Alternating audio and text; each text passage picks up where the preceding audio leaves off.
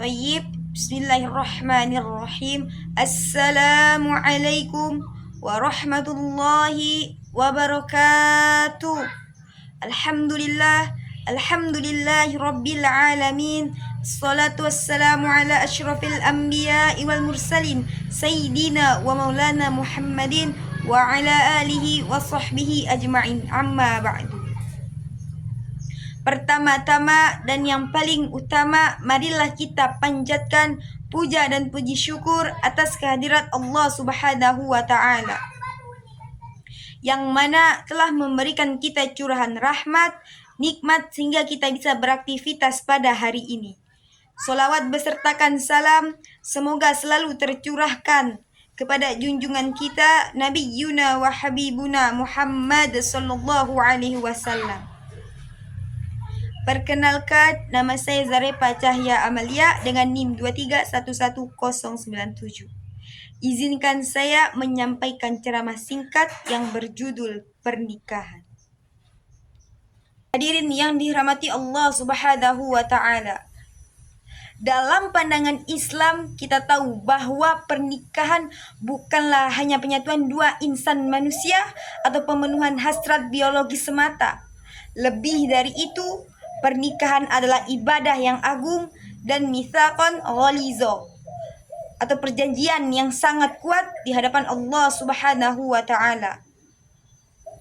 Mengapa Islam sangat memuliakan pernikahan? Karena di dalam pernikahan terdapat tujuan-tujuan yang sangat mulia. Yang pertama, menyempurnakan separuh agama. Rasulullah SAW bersabda, barang siapa yang menikah, maka dia telah menyempurnakan separuh agamanya.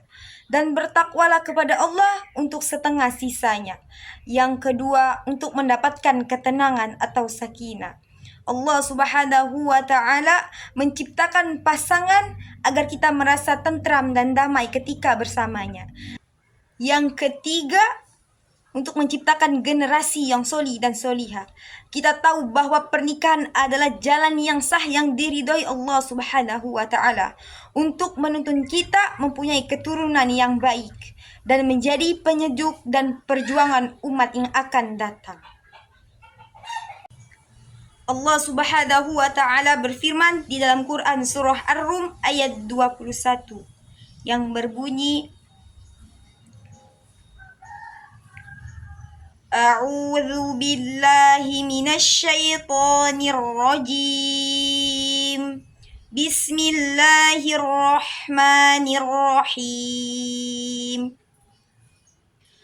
Wa min ayatihi an khalaqa lakum min anfusikum azwajan litaskunu ilaiha.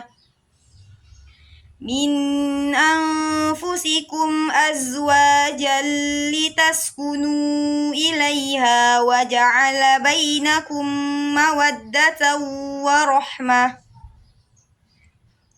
Inna fi dzalika laayatil liqaumin yatafakkarun. Shadaqallahul azim.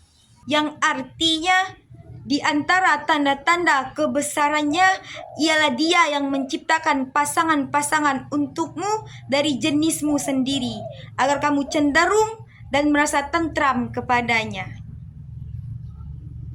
Dan Dia menjadikan di antara kamu rasa kasih dan sayang.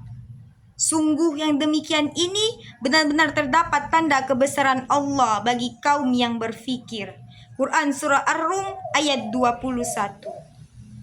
Adapun tafsir dari Syekh Wahbah Zulaihi dalam tafsir Munir halaman 75 mengenai surat Ar-Rum ayat 21.